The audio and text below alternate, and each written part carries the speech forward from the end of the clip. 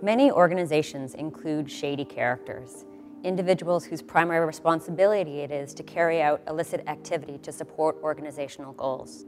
Think about former Enron CFO Andy Fastow.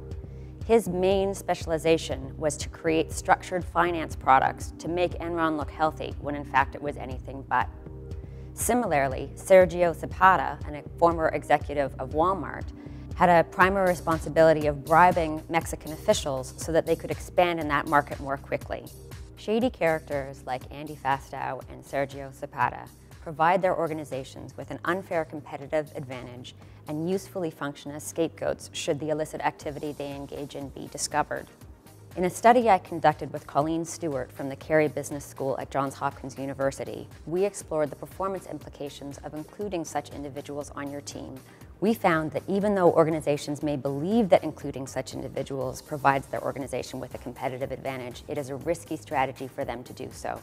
We focused our study on an illicit role that is common in professional hockey, the enforcer. Enforcers are specialists in fighting, a forbidden and punishable activity in professional hockey. Enforcers spend little time on the ice, rarely do anything good like make a solid pass or score a goal, and yet represent key members of many professional hockey teams. Managers often include such players because they believe that including them represents a credible threat of retaliation should other teams threaten physical violence against them. Since hockey players often suffer injuries that keep them from playing in one or more games, this context gave us an opportunity to determine what the performance implications were of losing an enforcer to an injury compared to when other players are unexpectedly injured. We find that a hockey team's performance drops more significantly when an enforcer is injured compared to when other players are injured. This is surprising, given that enforcers contribute in no meaningful way to the legitimate performance of teams. We also find that teams that try to replace an enforcer with another one have a slower period of performance recovery after the injury of an enforcer.